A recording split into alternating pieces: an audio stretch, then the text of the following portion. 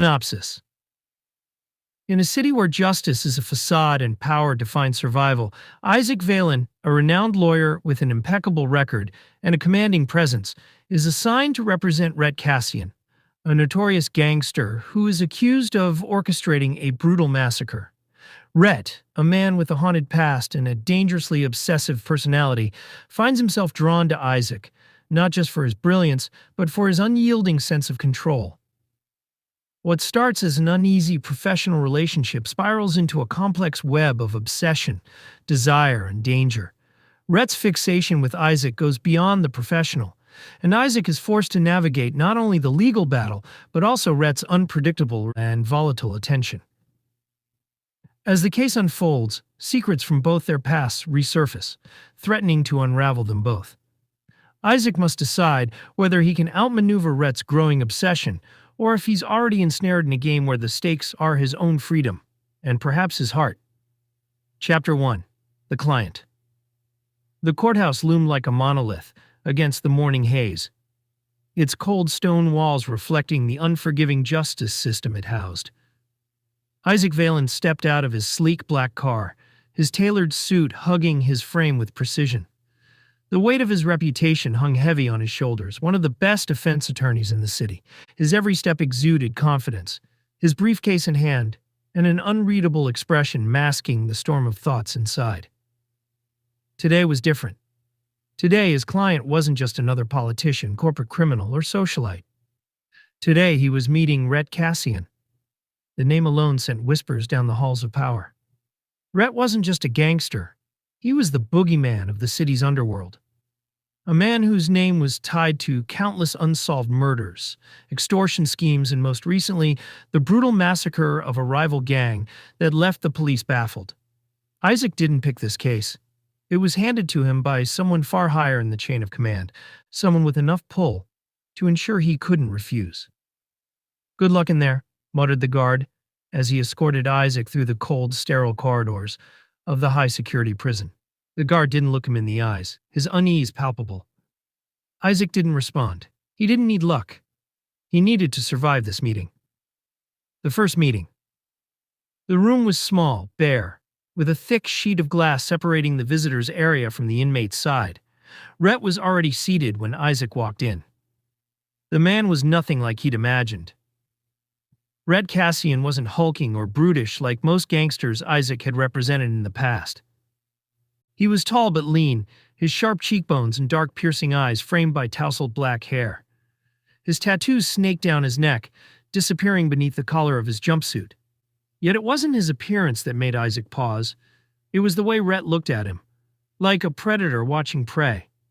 Rhett leaned forward, his lips curling into a slow, deliberate smile. "So, you're the famous Isaac Valen. They told me you were good, but they didn't mention you were pretty." Isaac ignored the comment, setting his briefcase down and pulling out a notebook. He wasn't here to play games.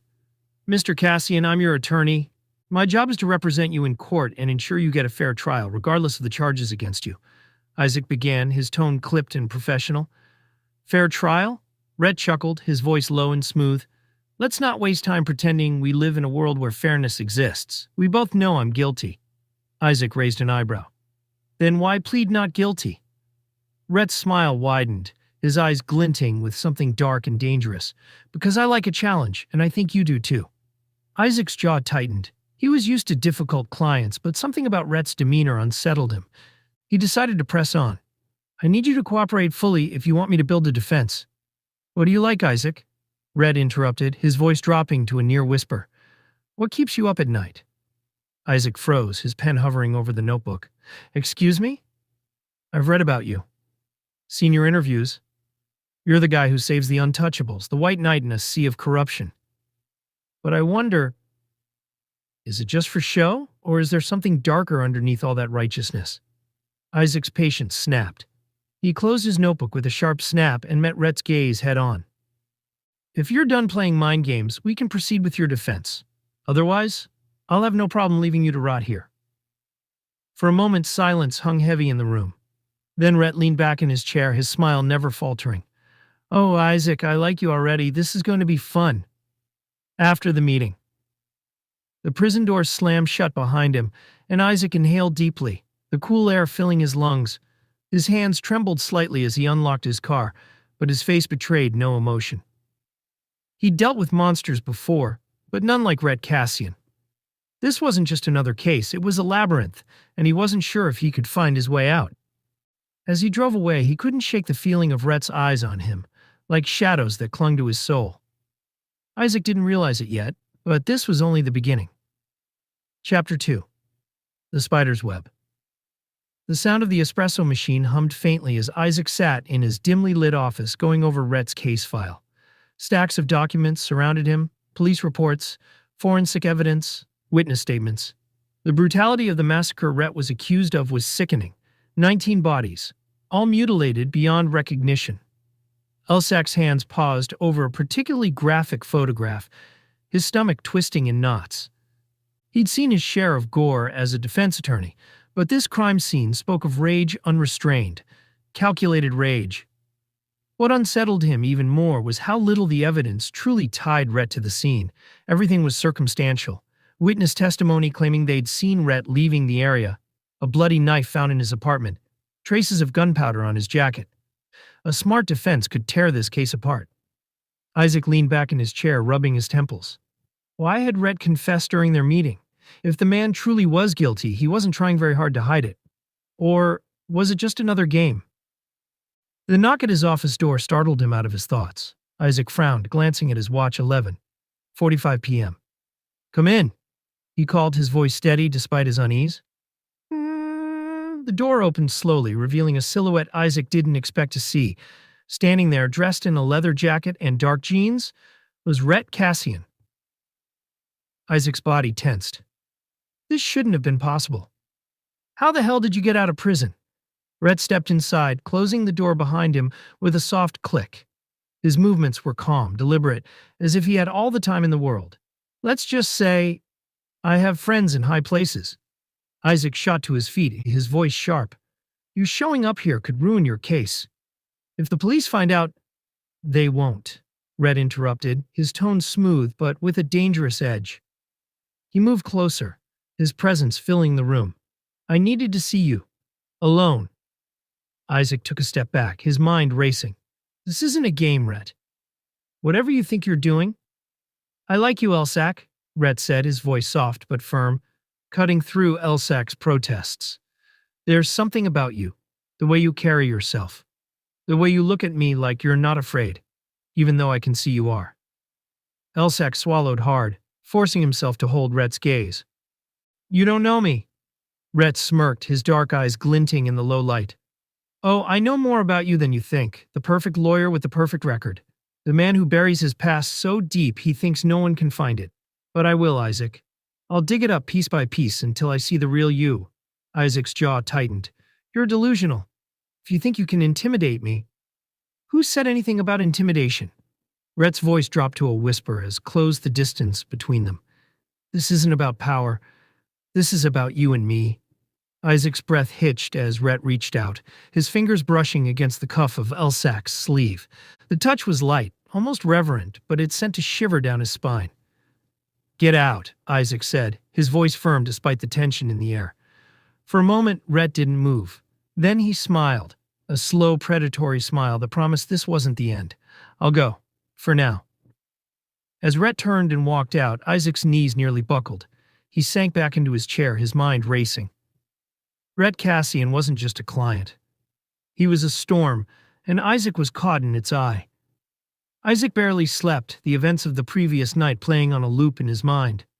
By the time he arrived at the courthouse the next morning, his nerves were frayed, though he hid it well behind his usual stoic demeanor. Mr. Valen, his assistant Claire, greeted him as he walked into his office. The DA sent over additional evidence for the Cassian case. And there was something else. Isaac raised an eyebrow. What is it? Claire hesitated, handing him a plain white envelope. This was left at the front desk, no name, no address. Isaac opened the envelope cautiously. Inside was a single photograph. It was of him, taken the night before through the window of his office. His blood ran cold. Beneath the photo, a message was scrawled in bold black ink. You're mine. Chapter 3. Cracks in the armor. Isaac stared at the photograph, his pulse hammering in his ears. The image was grainy but unmistakable. Him at his desk, his face drawn in concentration as he studied Rhett's case file. His office was on the 10th floor, with only the adjacent building offering a beautiful look.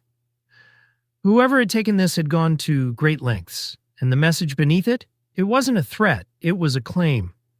Isaac shoved the photograph back into the envelope, his breath steadying. He couldn't afford to show fear, not now. Rhett Cassian was testing him, probing for weaknesses, and Isaac wasn't about to give him any satisfaction. Claire, sensing his unease, stepped forward. "Should I report this to the police?" Isaac forced a smile, masking his discomfort. "No, it's just a prank. Probably from someone on the opposing legal team trying to rattle me." Claire frowned but nodded. "If you're sure." "I am," he said firmly, placing the envelope into his briefcase. "Let's focus on the evidence the DA sent over. That's where my attention needs to be." But as Claire left the room, Isaac couldn't shake the feeling that he was already losing control of the situation. The shadow lurking. Later that evening, Isaac found himself in the safety of his penthouse apartment, a glass of whiskey in hand. The city lights stretched out before him through the floor-to-ceiling windows, a glittering reminder of the life he'd built. A life of order, precision, and control. But now cracks were beginning to form. The envelope sat on the coffee table, untouched, since he'd returned home. Isaac's eyes lingered on it as he sipped his drink. He couldn't ignore Rhett's growing presence in his life, nor could he dismiss the unsettling pull Rhett seemed to have over him. Rhett's words from their late-night encounter echoed in his mind. "I'll dig it up piece by piece until I see the real you." Isaac shook his head, setting the glass down. He wouldn't let Rhett get under his skin. He couldn't. But as he turned toward the hallway, the sound of a faint tap froze him in place. Tap, tap, tap. It was coming from the window. Isaac's heart raced as he approached, his fingers tightening around the glass in his hand. He reached for the curtain and yanked it aside. Nothing. Just the city skyline and the empty balcony beyond. He let out a breath, shaking his head at his paranoia. "Get a grip," he muttered, stepping back. But as he turned away, he noticed it, a small card pressed against the glass. He hadn't seen it before. Swallowing hard, Isaac slid open the door and retrieved the card. The message was simple, written in Rhett's familiar scrawl. "You can't escape me." Isaac's hand tightened around the card, his blood boiling. "You bastard," he hissed, slamming the door shut. He didn't sleep that night. A glimpse into Rhett's past. The next day, Isaac sat in the visitor's room of the prison, his notebook open but untouched. Rhett entered, his usual air of confidence preceding him. He was dressed in the same orange jumpsuit, but his demeanor was anything but subdued. "Good morning, counselor," Rhett said, his lips curling into a sly smile as he took a seat across the glass. "You look tired. Rough night?" Isaac clenched his jaw, keeping his tone steady. "You've made your point. Now let's focus on the case." Rhett leaned forward, resting his elbows on the table. "Oh, I'm always focused, Isaac. You're the one who seems distracted." Isaac ignored the jab. "Tell me about the night of the massacre. You've claimed guilt, but the evidence against you is thin at best. What aren't you telling me?" For a moment, Rhett's expression darkened, his playful demeanor replaced by something colder. "The night of the massacre," he echoed, his voice distant. Isaac waited, sensing Rhett was finally about to give him something real. "They took something from me," Rhett said quietly, his eyes narrowing. "Someone I cared about. I didn't start that war, Isaac. But I ended it." Isaac frowned. "Someone you cared about? A lover? Family?" Rhett's lips pressed into a thin line. "That's enough questions for today." "No, it's not," Isaac countered, his frustration bubbling to the surface. "If you want me to defend you, I need the truth. All of it." Rhett's gaze softened, a strange vulnerability flickering in his eyes. "The truth?" he murmured. "You wouldn't know what to do with it." Before Isaac could press further, Rhett stood abruptly, signaling the end of their meeting. As Rhett was escorted out, Isaac felt a pang of frustration, and something else, something he couldn't name. The maze tightens. Later that evening, Isaac pored over Rhett's history, digging into every file he could find. Rhett's past was a labyrinth of violence and loss, stretching back to his childhood in foster care. It was clear now. Rhett wasn't just a monster. He was a man shaped by pain, his every action a desperate bid for control in a world that had taken everything from him. But even with this newfound understanding, Isaac knew one thing for certain. Rhett was dangerous, not just to his enemies, but to anyone who got too close. And Isaac was already too close. Chapter 4. Into the Lion's Den. Isaac stared at his reflection in the mirror, his hands gripping the edge of the sink. The photograph, the card, and Rhett's cryptic words all swirled in his mind. He had defended killers, corrupt politicians, and drug lords, but Rhett was different. Rhett wasn't just a client. He was a puzzle Isaac didn't want to solve. Yet here he was, preparing to meet Rhett once more, hoping for clarity in a storm of chaos. The unexpected visit. As Isaac entered the prison visitation room, he was greeted by the sight of Rhett leaning back in his chair, his fingers drumming lazily against the table. His expression shifted the moment he saw Isaac, calculated amusement replaced by something more predatory. "You're back," Rhett drawled. "Miss me already?"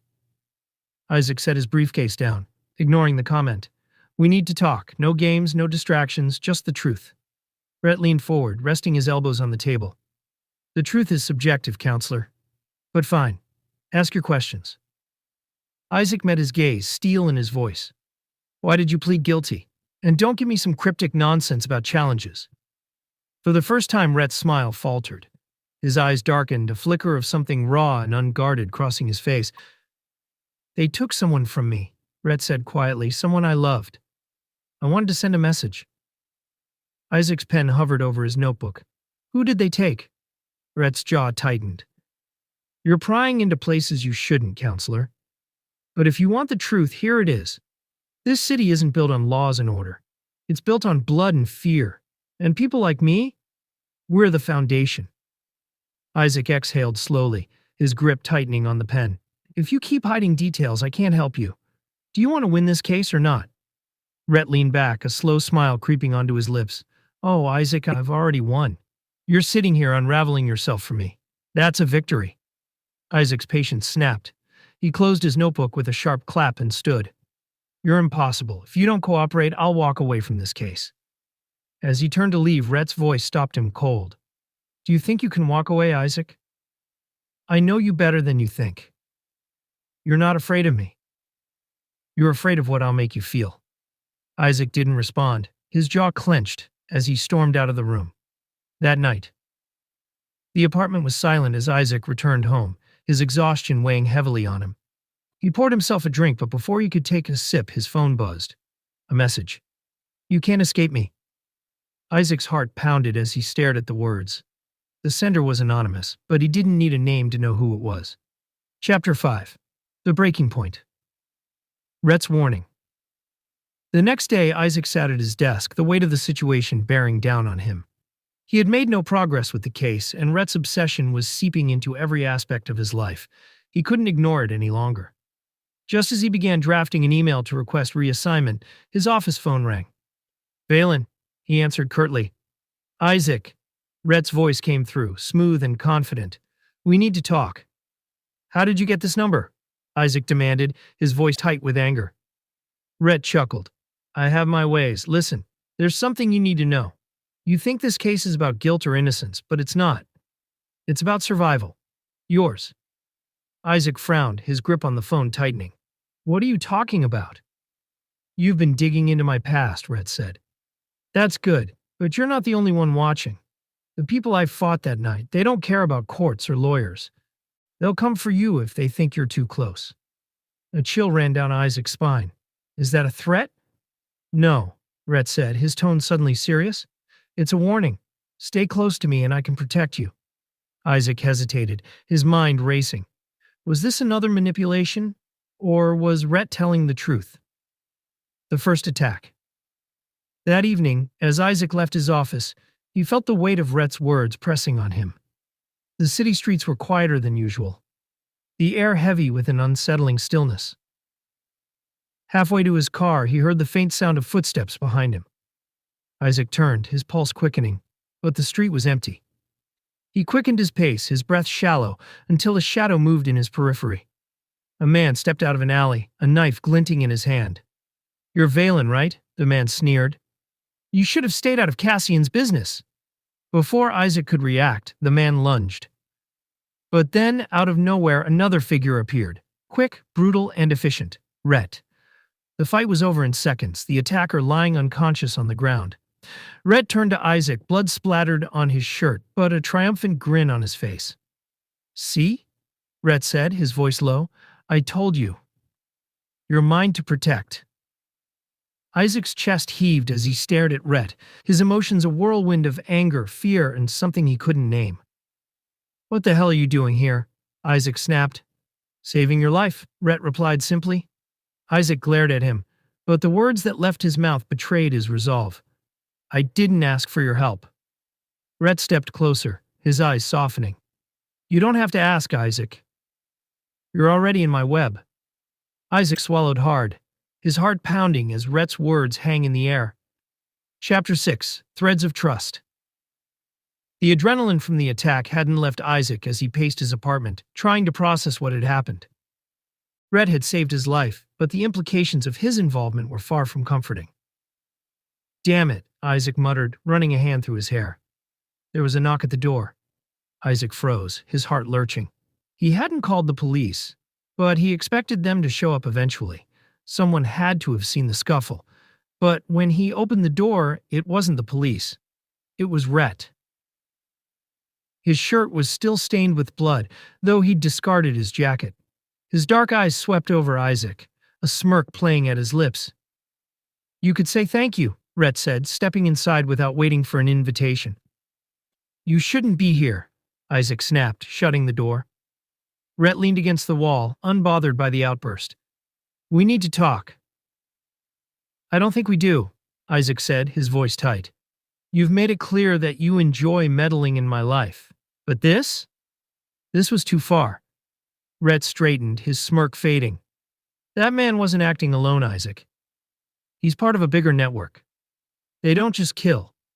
They make examples out of people. If I hadn't been there, you'd be a message by now." Isaac stared at him, the weight of Rhett's words settling over him. "You're saying there's more of them?" Rhett nodded. "And they know your name." Isaac's stomach turned. He hated how trapped he felt, like a pawn in a game he hadn't agreed to play. But the worst part was knowing Rhett was probably right. "What do you expect me to do?" Isaac asked, his voice quieter now. Rhett stepped closer, his presence as overwhelming as ever. "Let me protect you. Let me in." Isaac's instinct was to push him away, to maintain the distance that felt so vital. But something about Rhett, his confidence, his intensity, made it hard to resist. For a moment, Isaac let himself consider the unthinkable. Trusting Rhett. Chapter 7: Fractured Loyalties. The next day, Isaac met with Detective Harris, a seasoned investigator assigned to Rhett's case. The tension between them was palpable as Harris slid a folder across the table. "These are reports of recent activity linked to Cassian's gang," Harris said, his tone clipped. "Armed robberies, assaults, murders. You're defending a monster, Valen." Isaac flipped through the folder, his stomach sinking at the gruesome photos and detailed reports.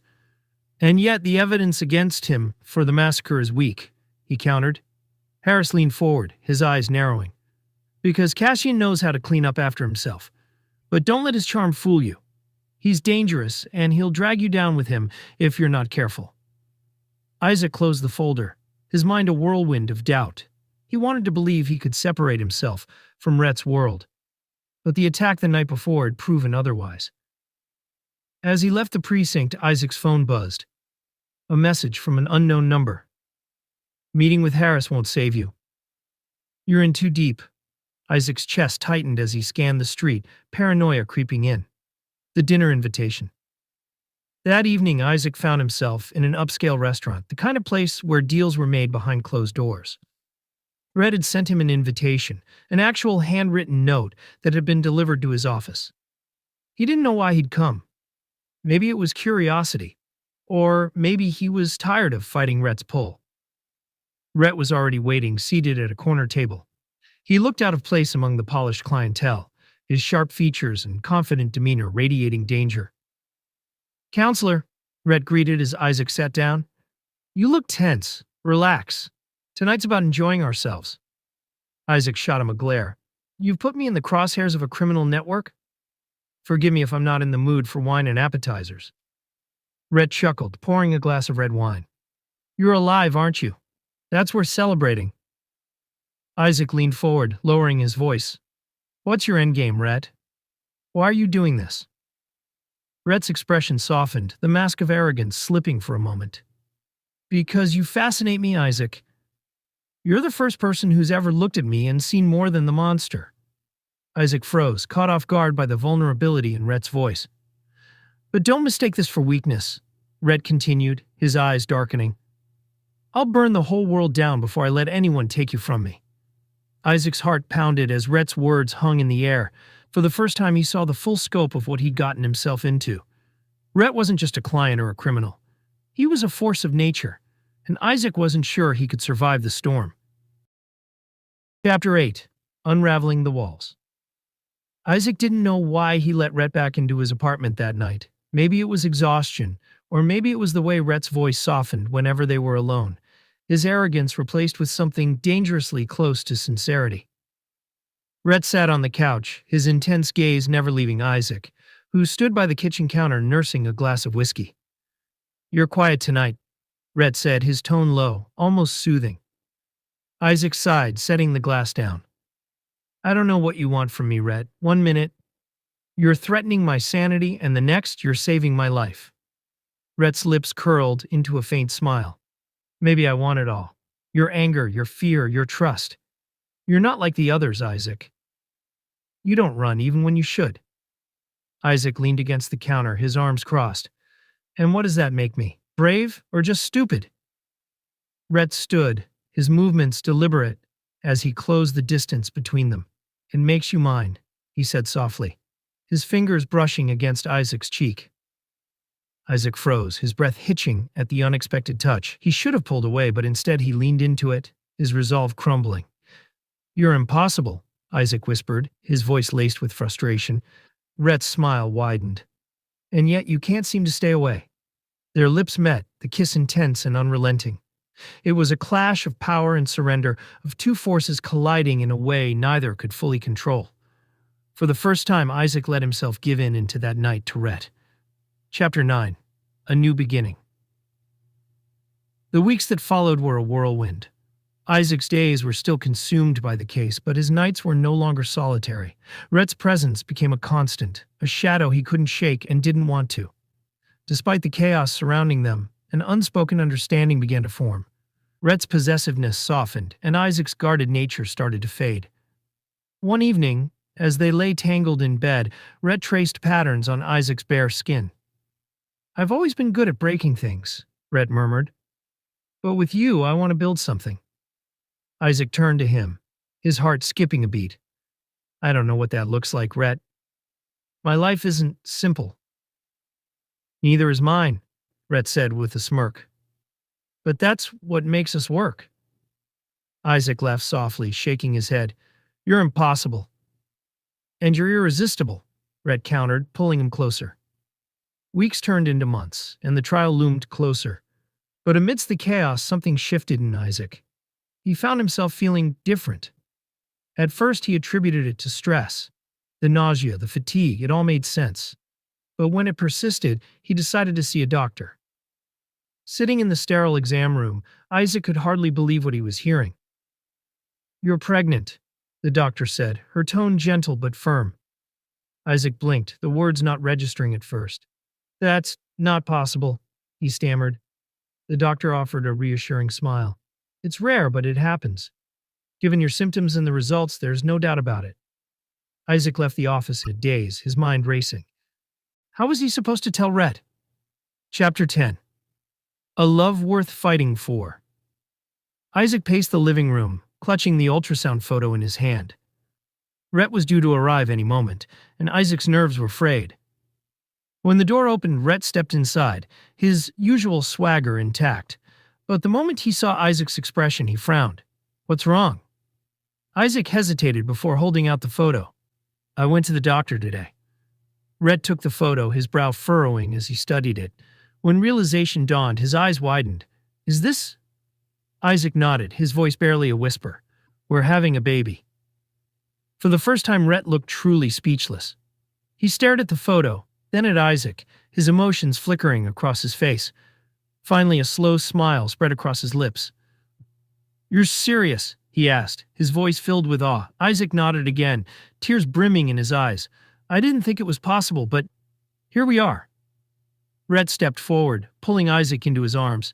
You've just given me a reason to fight harder than I ever have, he said, his voice thick with emotion. This baby is our future, Isaac.